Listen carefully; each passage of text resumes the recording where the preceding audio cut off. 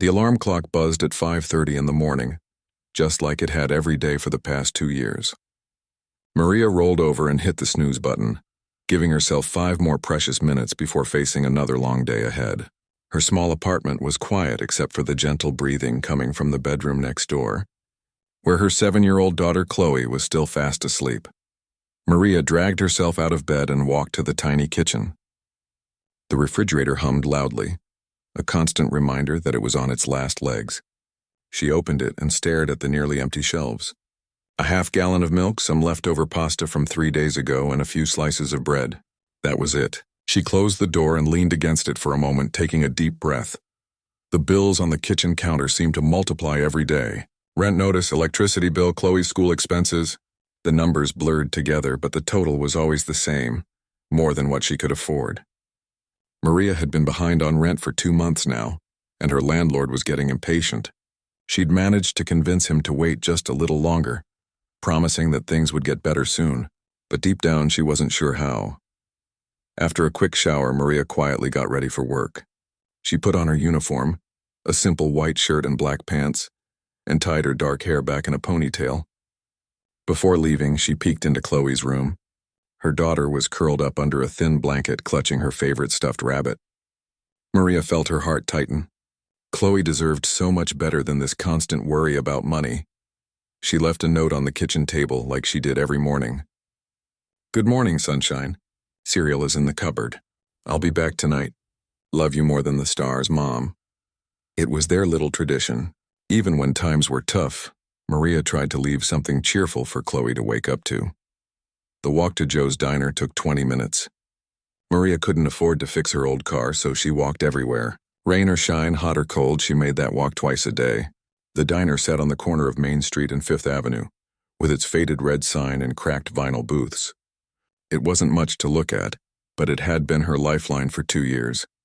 Mike Peterson, the day manager, was already there when she arrived.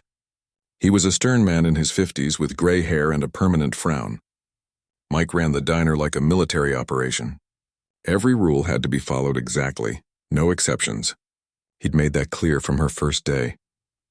"You're 3 minutes late," he said without looking up from his clipboard. "Sorry, Mike. The bus was running behind," Maria lied. She'd actually stopped to help an elderly woman carry her groceries, but she knew Mike wouldn't care about that. "Don't let it happen again. We've got a full day ahead." Mike's voice was cold and businesslike. "Remember, corporate is watching everything. Every sale, every portion, every penny. No freebies, no discounts, no exceptions. I don't care if your grandmother walks in here starving. She pays full price or she gets nothing." Maria nodded and tied her apron around her waist. She'd heard this speech countless times, but Mike never got tired of repeating it. The corporate office had been cracking down on profit leaks, which meant any act of kindness could cost her job. The morning rush started around 7. Construction workers grabbed coffee and donuts before heading to job sites. Office workers ordered breakfast sandwiches to go. Maria moved quickly between tables, taking orders and serving food with a smile that came naturally despite everything else going on in her life. "Morning, Maria," called out Tom, a regular customer who drove a delivery truck. "How's that little girl of yours?" "She's doing great, thanks for asking," Maria replied, filling his coffee cup. "Starting 2nd grade next week. That's wonderful. They grow up so fast." Tom always asked about Chloe and left generous tips when he could.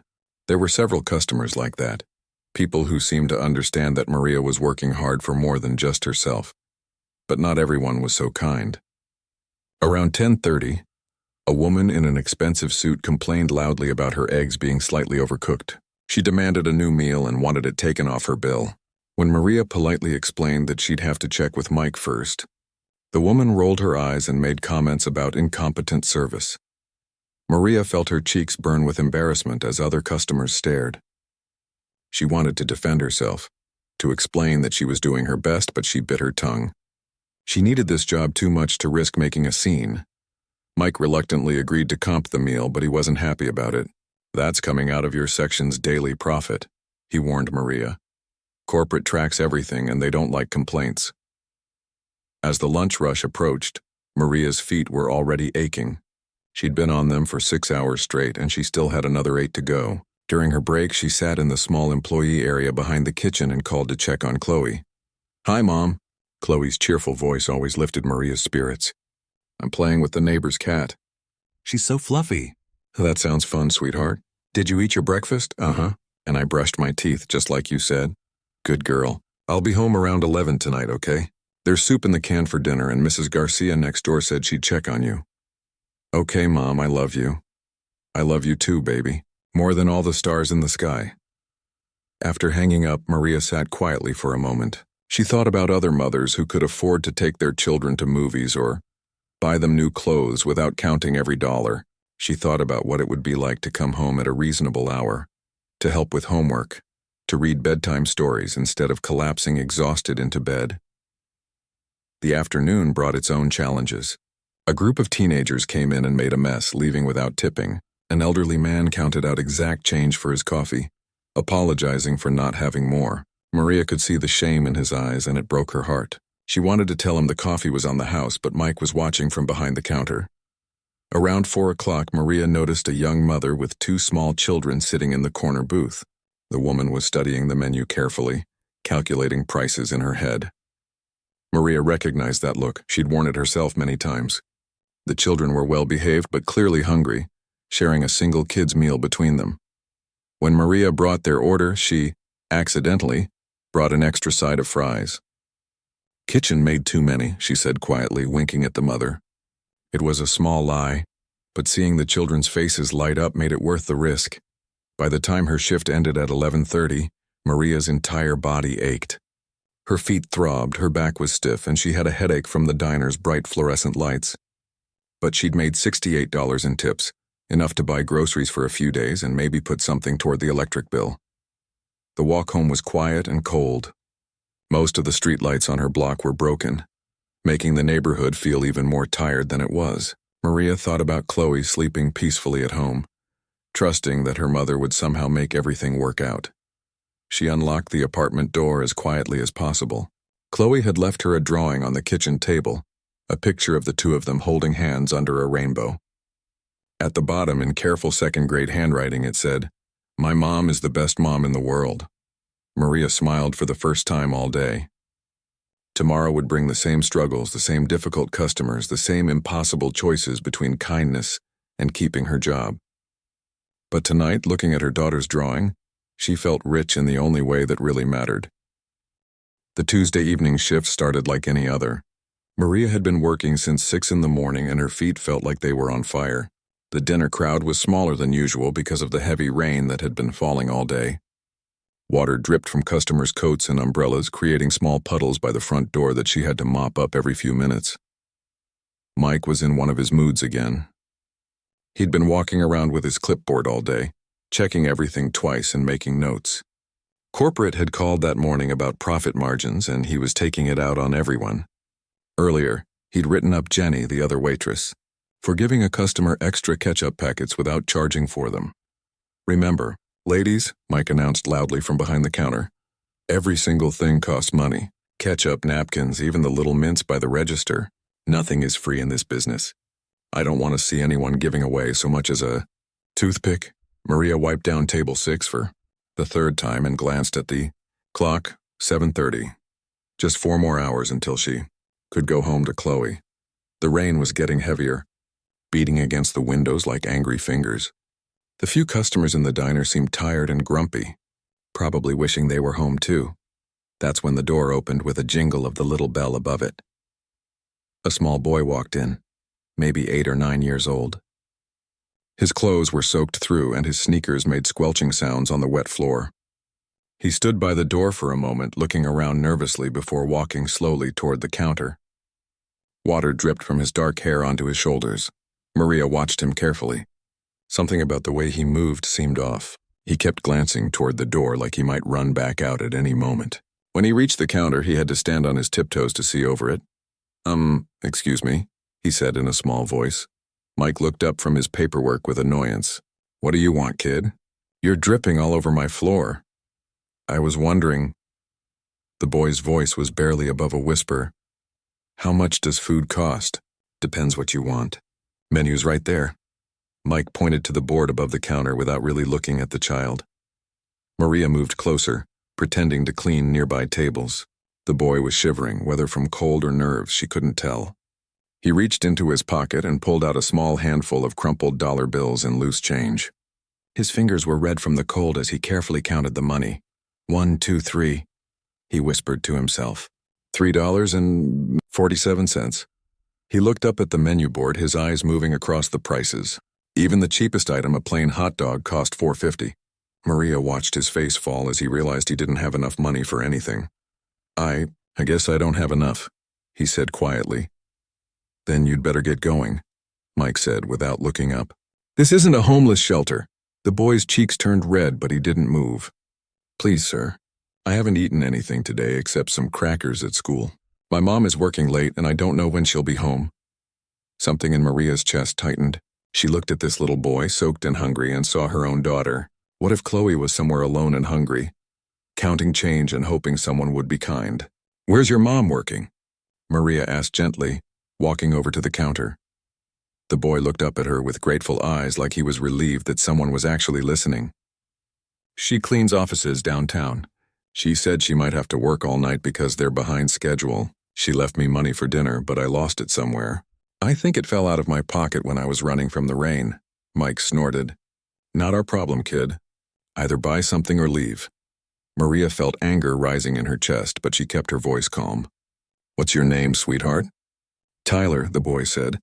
I live about 6 blocks from here with my mom. I was at the library until it closed, but then I didn't know where to go. The library. Maria knew the librarians there. They were kind people who let kids stay after school when they had nowhere else to go. If they'd closed and sent Tyler out into the rain, it meant they'd stayed open as long as they could. I'm really sorry to bother you, Tyler continued, his voice getting smaller. I just thought maybe I could work for some food. I could clean tables or sweep or something. Mike slammed his clipboard down on the counter. Absolutely not. We're not running a charity here.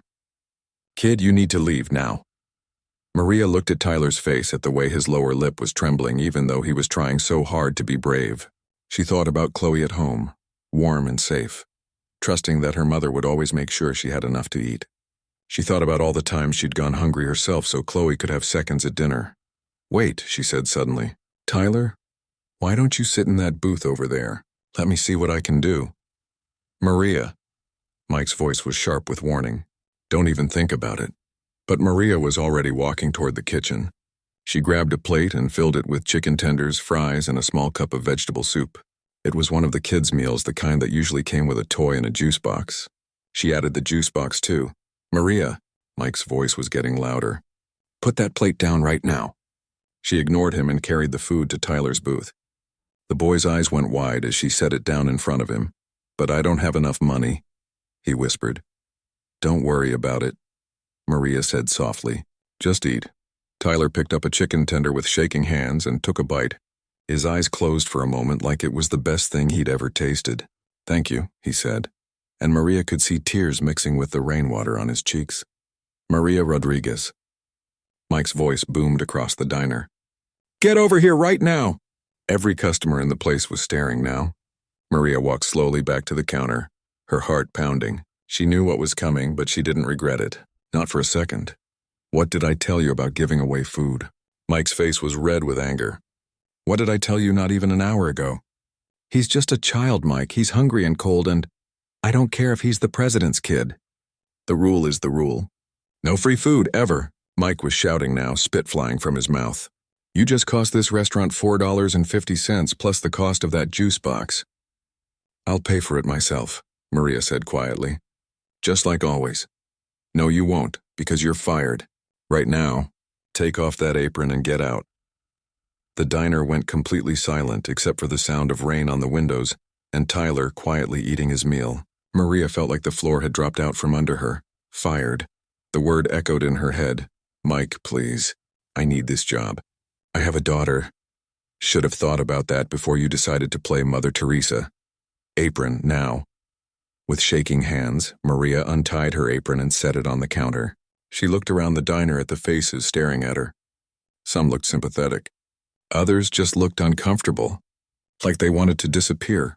That's wrong, man, said Tom, the truck driver who always asked about Chloe. She was just helping a hungry kid. Mind your own business, Mike snapped. Maria, you've got 30 seconds to get your things and get out. Security cameras are recording everything, so don't even think about taking anything that doesn't belong to you. Maria walked to the back room on unsteady legs. Her hands were shaking as she gathered her purse and jacket. 2 years. 2 years of double shifts and aching feet and difficult customers. And it was over because she couldn't watch a child go hungry. When she walked back through the diner, Tyler looked up from his meal. "Are you in trouble because of me?" he asked, his voice small and worried. Maria stopped at his booth and smiled, even though her world was falling apart. "No, sweetheart. You didn't do anything wrong. You finish your dinner, okay?" As she walked toward the door, she heard Mike yelling after her. "And don't bother asking for a reference. I'll make sure everyone in town knows you're a thief." The rain hit her face as she stepped outside, mixing with the tears she could no longer hold back.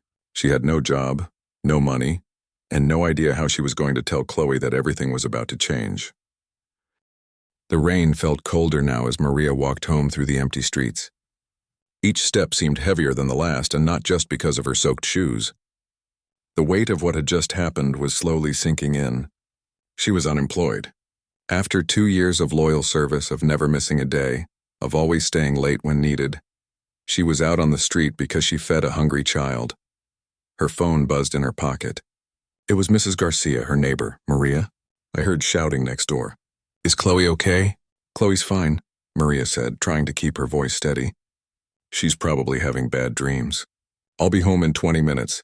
She couldn't bring herself to tell Mrs. Garcia the truth yet. The kind elderly woman already worried about them too much, always trying to help by bringing over extra food or offering to watch Chloe for free. Maria hung up and kept walking, her mind racing with questions she couldn't answer. How would she pay rent? How would she buy groceries? How was she going to tell her 7-year-old daughter that Mommy lost her job? By the time she reached her apartment building, Maria had stopped crying, but her eyes were red and swollen. She climbed the 3 flights of stairs slowly, each step bringing her closer to a conversation she dreaded having. Chloe was still awake, sitting at the kitchen table with her coloring book spread out around her. She looked up with a bright smile when Maria walked in. "Mommy, you're home early. Did you bring me anything from the diner?" Maria's heart broke a little more. Sometimes, when there were leftover rolls or a piece of pie that was about to be thrown away, she would bring treats home for Chloe. Not tonight. "No, sweetheart, not tonight." Maria sat down heavily in the chair across from her daughter. "Chloe, we need to talk about something important." The little girl must have sensed something was wrong because her smile faded. "Are you sad, Mommy?" "A little bit, yes. Something happened at work today." Maria took a deep breath. "I helped a little boy who was hungry and my boss didn't like that. So I don't work at the diner anymore." Chloe's eyes went wide. "You got fired for helping someone?" "Yes, baby. Sometimes grown-ups have rules that don't make sense. But helping people is good. You always tell me to be kind." Maria reached across the table and took her daughter's small hands. "And you should always be kind, Chloe, even when it's hard. Even when it costs you something. What I did was right, even if it got me in trouble." "What happens now?" Chloe's voice was small and worried. "Now I find a new job. It might take a little while, so we'll have to be very careful with money. No more movies or ice cream for a bit, but we'll be okay. I promise." Chloe nodded seriously, trying to be brave like her mother always taught her. "I can help. I don't need new school supplies. I can use my old ones." Maria felt tears threatening again. Her daughter shouldn't have to worry about things like this. "Thank you, baby. You're such a good helper." That night after Chloe was asleep, Maria sat at the kitchen table with all their bills spread out in front of her. Rent, electricity, phone, groceries, Chloe's school expenses. She had $68 from her tips that day, and about 40 more in her savings account. It wouldn't even cover a week of groceries. She pulled out her laptop, an old machine that took forever to start up, and began searching for jobs online. Fast food restaurants, retail stores, cleaning services, anything that would hire her quickly. Most wanted experience she didn't have or were only offering part-time hours that wouldn't pay enough to live on. The next morning, Maria put on her best clothes and started walking from business to business, filling out applications in person. At the coffee shop on Main Street, the manager looked sympathetic but explained they'd just hired someone. The grocery store wasn't hiring at all. The gas station offered her part-time work but only 15 hours a week at minimum wage. "I'll take it," Maria said quickly. 15 hours was better than nothing. But 15 hours at $7.25 an hour wouldn't even pay for groceries, let alone rent. She needed something else, and fast. By the end of the week, Maria had applied to 27 different places. She'd gotten 3 callbacks, 2 rejections, and 1 promise to keep her application on file. The gas station hours helped a little, but she was burning through her tiny savings just buying food and keeping the lights on. The worst part was watching Chloe try to pretend everything was normal. Her daughter had stopped asking for things she used to request. A new book from the store, a Happy Meal when they passed McDonald's, batteries for her old electronic toy that had stopped working. It broke Maria's heart to see her little girl being so understanding. "Mommy," Chloe said one evening as they shared a can of soup for dinner, "Jenny at school said her mom is hiring someone to clean their house. Maybe you could do that?" Maria smiled at her daughter's eagerness to help. "That's a good idea, sweetheart. I'll call Jenny's mom tomorrow." She did call, and Mrs. Patterson was happy to hire her for 3 hours every Saturday. It was only $21 a week, but every bit helped. 2 weeks after losing her job at the diner, Maria was juggling the gas station, 2 house cleaning jobs, and searching for more work every spare minute she had. She was exhausted, but the bills kept coming. The landlord had already called twice about late rent. "I understand you're having a hard time," Mr. Johnson said during his second call, "but I've got bills too. I need the rent by Friday or we'll have to discuss other arrangements." Other arrangements. Maria knew what that meant. That night she did something she'd never thought she'd have to do. She packed up some of Chloe's toys that her daughter had outgrown, and a few pieces of jewelry that had belonged to her grandmother. Her hand shook as she put them in a bag to take to the pawn shop. "Tomorrow. Sometimes we have to let go of things to keep what's most important," she whispered to herself. The pawnshop owner was kind but businesslike. "I can give you 40 for the jewelry and 15 for the toys. $55. It would buy groceries for a few days." As she walked home with the money in her pocket, Maria passed the community center. There was a sign in the window. "Free food pantry. Thursdays 3 to 6 p.m. No questions asked." She stopped and stared at the sign for a long time. Her pride fought against her practicality. She'd never taken charity before. She'd always been the one helping others, bringing extra food to neighbors, donating clothes to the school drive. But Chloe needed to eat.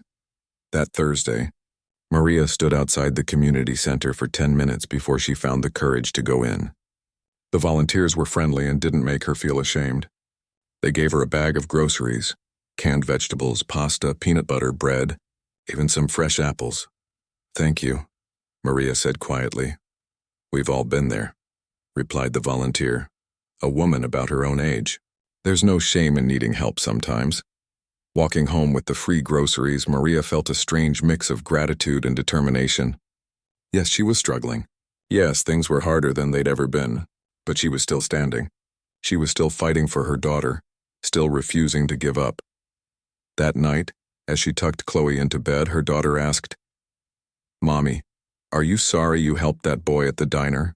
Maria thought for a moment. They were facing eviction. She was working 3 jobs that barely paid anything. She'd had to swallow her pride and accept charity. But when she pictured Tyler's grateful face as he ate that meal, she knew her answer. "No, sweetheart. I'm not sorry at all. Sometimes doing the right thing costs us something, but it's still worth it." "I'm proud of you, Mommy," Chloe said sleepily. "You're the bravest person I know." As Maria turned off the light and closed the door, she held on to those words. Tomorrow would bring new challenges, new job applications, new ways to stretch every dollar. But tonight she was enough. She was brave enough, strong enough, and loved enough to keep going. 3 weeks had passed since that rainy Tuesday night at Joe's diner. Maria was getting ready for another long day of juggling her 3 part-time jobs when her phone rang. She almost didn't answer it because she didn't recognize the number. And these days, unknown calls usually meant bill collectors or automated messages she couldn't afford to deal with. But something made her pick up. "Hello, is this Maria Rodriguez?" The voice was deep and professional, but kind. "Yes, this is Maria. Who's calling, please?" "My name is James Mitchell. I'm the owner of Mitchell Restaurant Group. I was wondering if we could meet to discuss a job opportunity." Maria's heart jumped. Mitchell Restaurant Group owned 5 upscale restaurants in the city. She'd never applied there because she figured they'd want experience she didn't have. but maybe someone had recommended her. Of course, she said, trying to keep the excitement out of her voice. When would be convenient for you? Actually, I was hoping we could meet this afternoon if you're available. I know it's short notice, but this is somewhat urgent. Could you come to my office around 2 o'clock? Maria looked at the clock. It was 10 in the morning, which gave her just enough time to finish her shift at the gas station and still make it to his office. She'd have to call in sick to her evening cleaning job, but this could be the break she desperately needed. Yes, sir. I'll be there at 2. After hanging up, Maria stared at her phone in disbelief. Mitchell Restaurant Group was known for treating their employees well, offering good wages and benefits. Maybe things were finally starting to turn around. She spent her lunch break trying to make herself look presentable. Her best interview outfit was a simple black dress that she'd worn to every job interview for the past 3 weeks. It was starting to show wear, but it was clean and professional.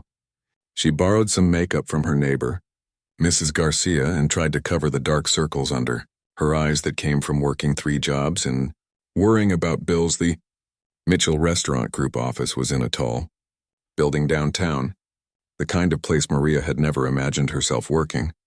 The elevator was spotless and quiet, so different from the loud, greasy environment she'd gotten used to at Joe's Diner. The receptionist smiled warmly when Maria introduced herself. Mr. Mitchell is expecting you. Right this way. James Mitchell's office was large but comfortable, with family photos on his desk and windows that looked out over the city. He was a man in his 50s with graying hair and kind eyes behind wire-rimmed glasses. When he stood to shake her hand, Maria noticed he was wearing a nice suit, but there was something relaxed about him that put her at ease. Thank you for coming on such short notice. Maria, please have a seat.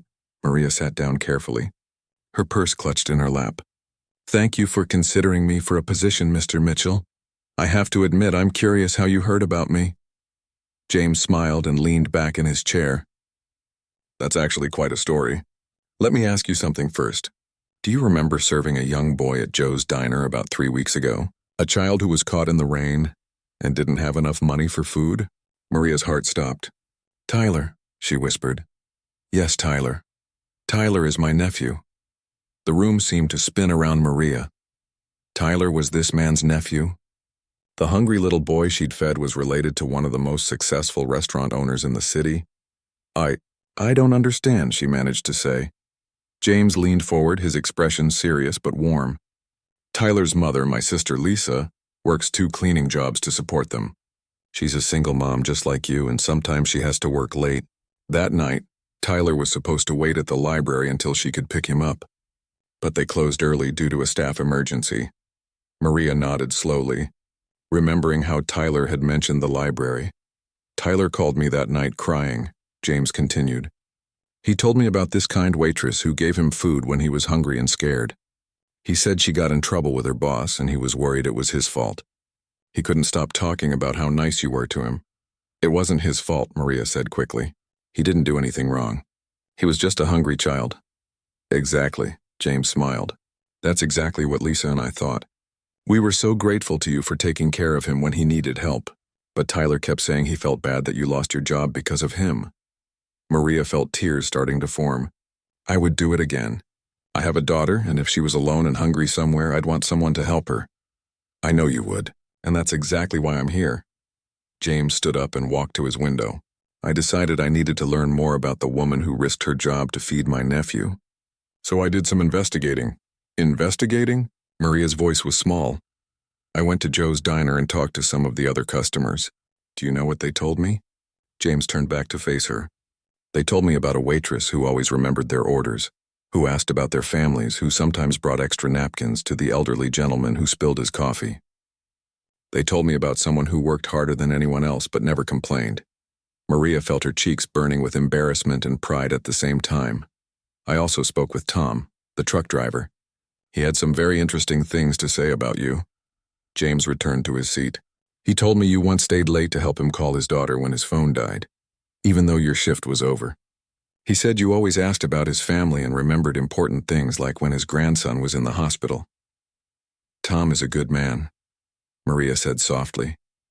He said the same about you. In fact, everyone I spoke to said the same thing. Even the manager who fired you. Mike talked to you? He did. And do you know what he said? He said you were his best waitress. Never missed a day, never caused trouble, always willing to work extra shifts. He said firing you was one of the hardest things he'd had to do, but corporate policy didn't give him a choice. Maria stared at James in shock. Mike had said that? The same Mike who'd embarrassed her in front of everyone and called her a thief? Mike told me he'd tried to call you twice to apologize, but you didn't answer unknown numbers. He feels terrible about what happened, but his hands were tied by corporate rules he doesn't agree with. I had no idea. There's more, James said, reaching for a folder on his desk. I also did some checking with your references from before the diner. Your previous supervisors all said the same things. Reliable, hardworking, honest, compassionate. One of them told me you once organized a food drive for a coworker whose family was struggling. Maria remembered that. Janet's husband had lost his job right before Christmas, and she'd quietly asked around to see if anyone could help. She'd never expected it to be mentioned in a reference check. Mr. Mitchell, I appreciate you taking the time to learn about me, but I'm not sure why you're telling me all this. James closed the folder and looked directly at her. Because, Maria, I've been in the restaurant business for 25 years. I've hired hundreds of people, and I can tell you that technical skills can be taught. But character? Integrity? Genuine care for others? Those things can't be taught. Either you have them or you don't. I still don't understand. You have something I can't find in most people.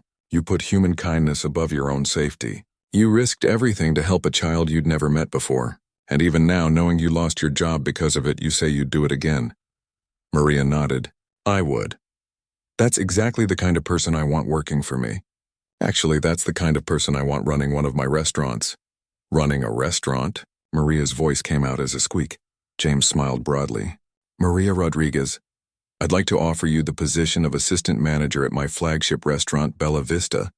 The salary is $45,000 a year, plus benefits, plus performance bonuses. There's also a fund for employee children's education expenses. Maria felt like she couldn't breathe.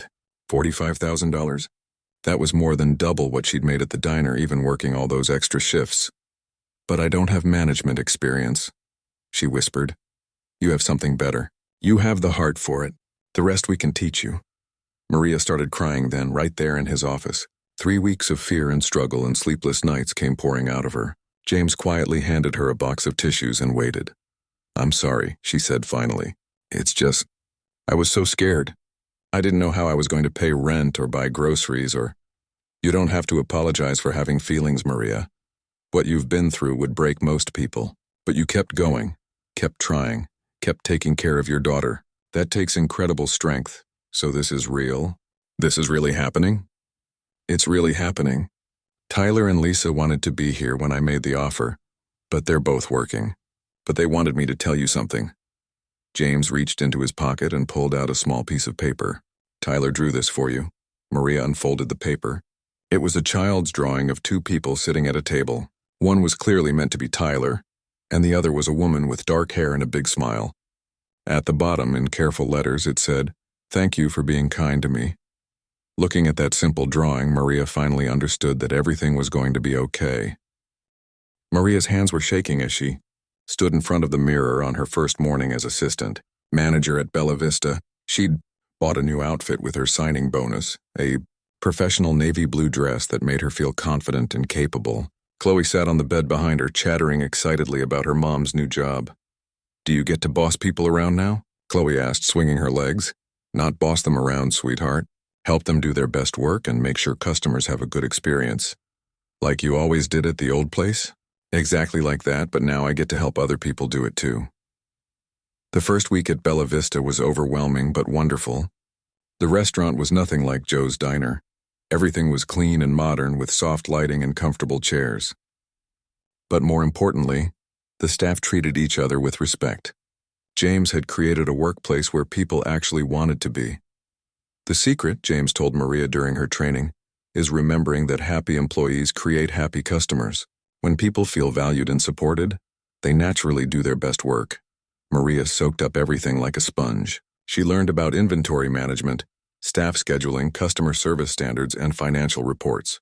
But the most important thing she learned was how to be a leader who lifted others up instead of tearing them down. 2 weeks into her new job, James had a surprise for her.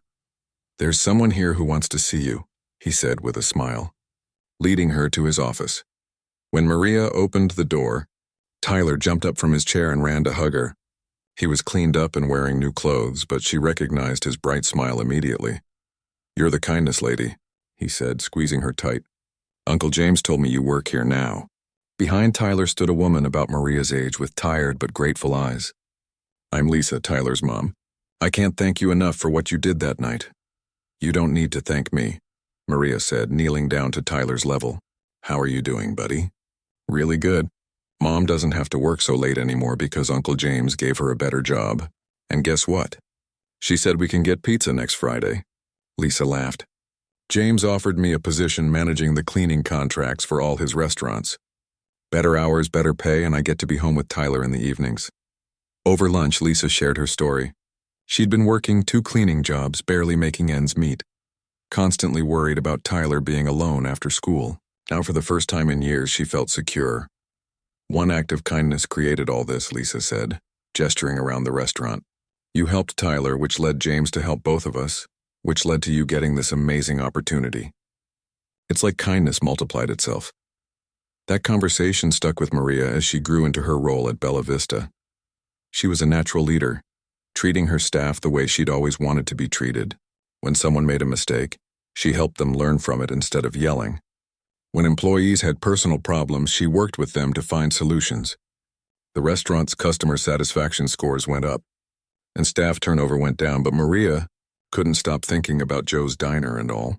The good employees who were still stuck under Mike's harsh management. So 6 months after starting at Bella Vista, James called Maria into his office with an interesting proposition. "I've been watching how you've transformed the culture here," he said. "Our employee satisfaction is at an all-time high, and our profits have increased 20% since you started. I think you're ready for something bigger." "Bigger?" "I'm thinking about expanding the business. There's a little diner on Main Street that's struggling. The owner wants to sell. I'm considering buying it and putting the right person in charge of turning it around." Maria's heart skipped. "Joe's Diner? You know it?" "I used to work there." James grinned. "I know. That's exactly why I think you're the perfect person to transform it. What would you say to becoming a full manager? Your own restaurant to run however you think is best?" That night, Maria talked it over with Chloe as they ate dinner in their new apartment. A bright, safe place with 2 bedrooms and windows that actually opened. "Would you go back to the mean place?" Chloe asked. "It wouldn't be mean anymore. I'd make sure everyone was treated nicely, like how Uncle James treats everyone at Bella Vista." "Could you help other people like Tyler?" "That's exactly what I want to do." Maria said yes to the opportunity, and within a month she was standing in Joe's Diner as its new manager. James had kept most of the original staff but made one important change. Mike was gone, replaced by Maria's compassionate leadership. The transformation didn't happen overnight, but it happened steadily. Maria implemented new policies. No employee could be punished for showing kindness to customers in need. She created a pay-it-forward system where customers could buy meals for others who couldn't afford them. She established a fund to help employees with emergencies so they'd never have to choose between helping someone and keeping their job. Jenny, her former co-worker, was amazed by the changes. "It's like working in a completely different place," she said. "Yesterday, a customer's card got declined, and instead of embarrassing him, we had 3 other customers offer to cover his meal. It made everyone feel good." Maria trained her staff to look for people who might need help. Families counting change, children alone, elderly people eating the cheapest items. Instead of turning them away, they found ways to help with dignity. The Kindness Corner became famous throughout the city. Local businesses donated gift cards, community groups organized meal drives, and regular customers often paid for strangers' meals. The diner went from being known for harsh rules to being celebrated as the most welcoming place in town. 1 year after Maria had been fired for feeding Tyler, she was working the evening shift when a familiar scene played out. A young girl, maybe 10 years old, came in during a thunderstorm. She was soaked and shivering, counting coins in her small hand. But this time, the story was different. "Hi there, sweetheart," Maria said gently. "Looks like you got caught in the rain." "Yes, ma'am. I was wondering, how much does soup cost?" "I have $2.37. Instead of telling her she didn't have enough, Maria smiled. You know what? It's your lucky day. We have a special program for kids who get caught in storms. Jenny, could you bring this young lady some hot chocolate and our grilled cheese special? Right away, boss, Jenny said with a knowing smile. As the girl ate her meal, warm and safe, Maria thought about how far they'd all come. Tyler had stopped by the week before with his mom, both of them thriving. He was doing well in school and had started a kindness club with his classmates, looking for ways to help other kids. Mrs. Maria, he'd said during that visit, remember when you told me that sometimes doing the right thing costs something, but it's worth it? I remember. I think I understand now. Your kindness cost you your old job, but it gave you something better, and now you're helping lots more people. That evening, as Maria locked up the diner, she found a note that had been slipped under the door. It was from a customer who'd witnessed her helping the girl during the storm. Thank you for showing my kids that kindness still exists in the world. Because of what they saw tonight, my daughter wants to start a food drive at her school. One act of compassion creates ripples we can't even see. Maria folded the note and put it in her pocket, next to Tyler's drawing that she still carried everywhere. As she walked home through the quiet streets, she thought about that rainy night a year ago when everything changed. She'd lost a job that barely paid her bills, but she'd gained something immeasurably more valuable, the knowledge that doing right by others somehow always comes back around. Her phone buzzed with a text from James. Profit reports look amazing this month. But more importantly, I heard about what happened with the little girl tonight. I'm proud of you for building exactly the kind of place this community needed. Maria smiled as she climbed the stairs to her apartment, where Chloe was waiting with a book for their nightly reading time. Sometimes the best things in life really do come from the hardest moments, she thought, and sometimes feeding one hungry child can change everything.